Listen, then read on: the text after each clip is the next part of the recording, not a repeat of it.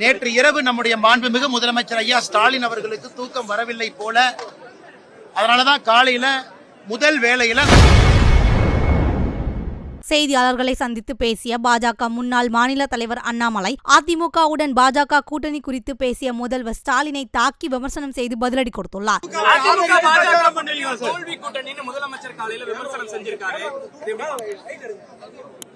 முதலமைச்சரை பொறுத்தவரை நேற்று நம்முடைய தேசிய ஜனநாயக கூட்டணி வலுவான பிறகு அனைத்து இந்திய அண்ணா திராவிட முன்னேற்ற கழகம் தேசிய ஜனநாயக கூட்டணிக்கு வலிமை சேர்த்த பிறகு தமிழகத்தில் அனைத்து இந்திய அண்ணா திராவிட முன்னேற்ற கழகம்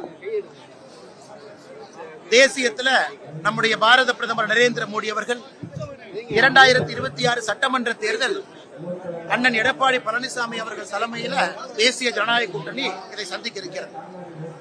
நேற்று நம்முடைய உள்துறை அமைச்சர் அமித்ஷா அவர்கள் அறிவிச்சாங்க, நாங்கள் எல்லாரும் நீங்கள் இருந்தீங்க. அதன் பிறகே தமிழகத்தில் மக்களுடைய மனது எப்படி மாறி இருக்குன்னா, ஒரு வலிமையான கூட்டணி களத்தில் இருக்கு, இது அகற்றப்பட வேண்டும் என்கின்ற முடிவை மக்கள் எடுத்துட்டாங்க.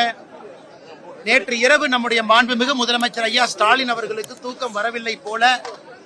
அதனாலதான் காலையில முதல் வேளையில அந்த அறிக்கையை வெளியிட்டு இருக்கிறாங்க. அவருடைய மன குமுறலாகத்தான் அந்த அறிக்கையை பார்க்கின்றோம் தவிர, அவருடைய அச்சமாகத்தான் அந்த அறிக்கையை பார்க்கின்றோம் தவிர.